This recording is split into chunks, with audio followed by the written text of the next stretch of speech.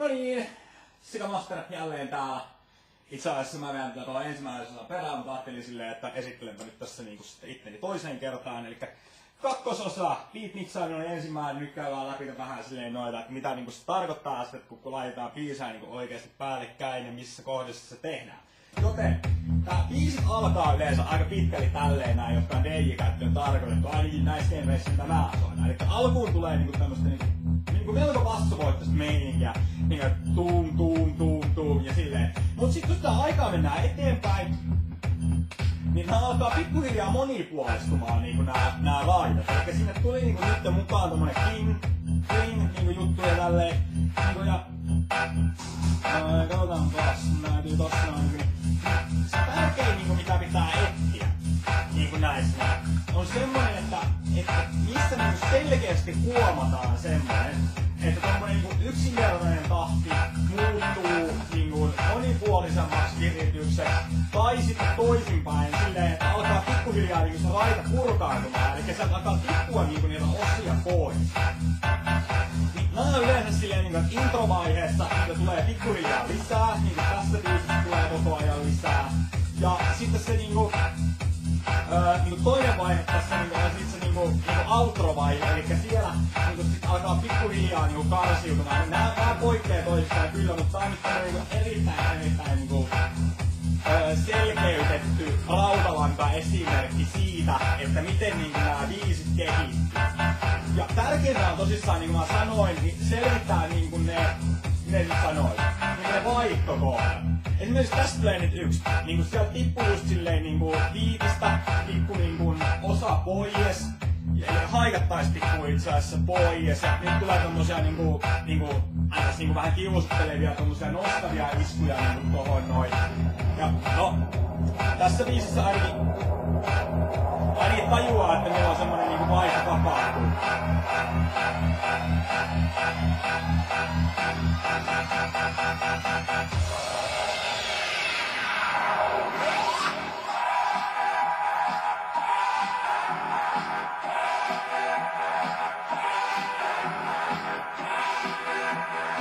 Joo, elikkä nyt meillä on siis selkeästi todettu, että tommosissa kohdissa tulee niinku vaihtoja. Elikkä niinku, että mennään niinku rakenne muuttuu. Ja meillä on täällä näin niinku valmiina jo biisi.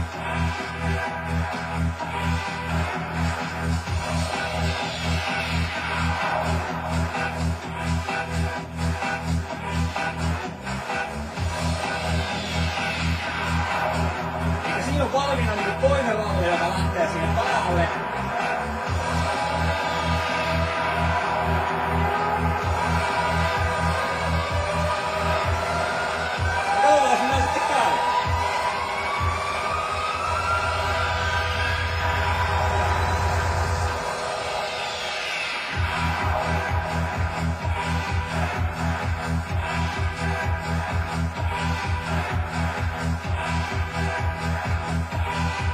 Ja tätä varten on olemassa kuulokkeet, koska kuten kuulit äsken, niin pikkusen ohita siitä, että mitä sen niinku piti olla.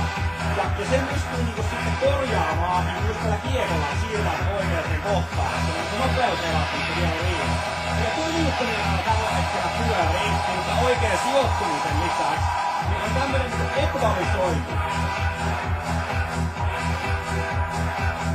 Elikkä mulla on täällä nyt niinku tulevasta laidasta, siellä on passot puolettu pois, että ne niinku silleen häiritse toisiaan ne soundi. Ja sit haikkoja on pikkusen pienennetty, kun tuossa ensimmäisessä biisissä, mikä täällä on, niin on tosi vahva haikkakuvio. Joten niinku, voidaan sit niinku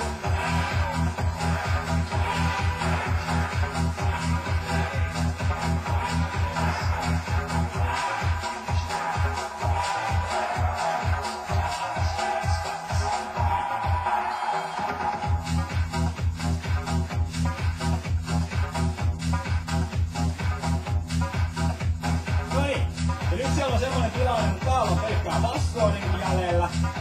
Ja täällä on niinku intro-osio pyörimässä. Vielä niinku tommonen nouseva.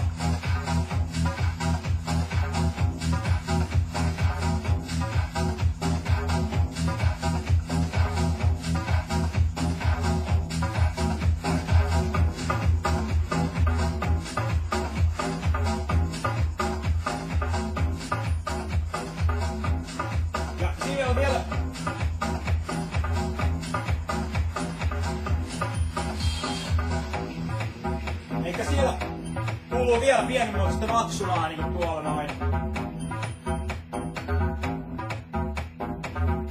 Mut niinku näin toimii tää niinku.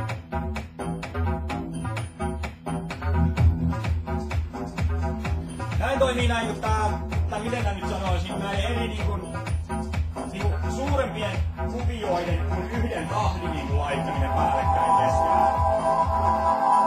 Ja nyt loppuu. Taitaa loppuu niinku tää. Joo, siinä loppuu ensimmäinen biisi. Ne osuu niinku oikeastaan täydellisesti päällekkäin noin kaksi laulaa. Ja mä en oikeesti kokeiluttaa näin. Ainut mikä siinä oli niinku se sääntö on siis se, että sieltä etsitään se tietty kohta ja ne laitetaan sillä kohdalla niinku, koska nää tehdään samojen sääntöjen mukaan nää biisit, niin silloin se yleensä johtaa semmoiseen tilanteeseen, että niinku jotenkin vaan itsestään silleen niinku soljahtaa tolleen niinku nuo isommatkin rytmikuviot päällekkäin keskellä. Okei, tääkin on niinku semmonen asia, mitä mä niinku sanon suoraan, että pitää niinku opetella ja pitää opetella paljon, koska tässä ei niinku oo muita vaihtoehtoja. Okei. Tää on varmaan hyödyllisempää tietoa tämmöinen, eli niinku, mä mainitsin äsken tuossa noin ekvalisoinnit, niin katsotaan mitä niinku ne tarkoittaa.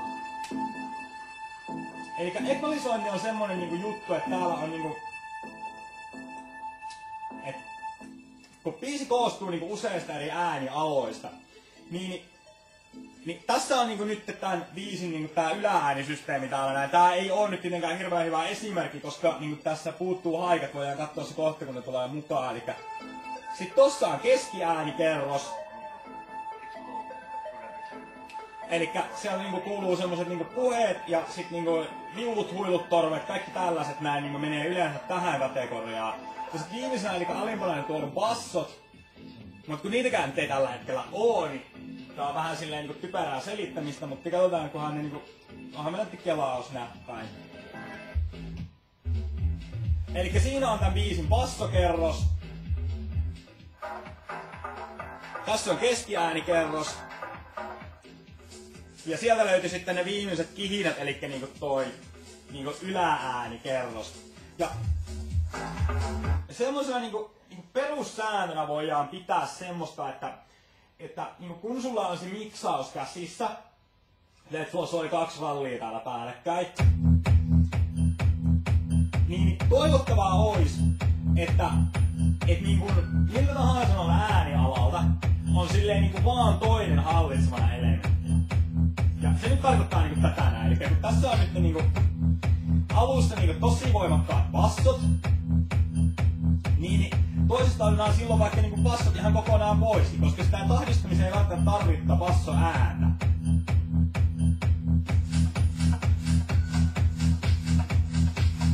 Ja näin.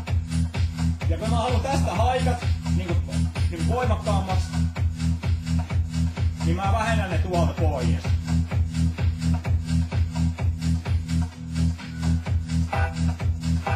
Niin silloin tää kuulostaa vaan niinku huomattavasti tasapainoisemmalle tää joko paketti.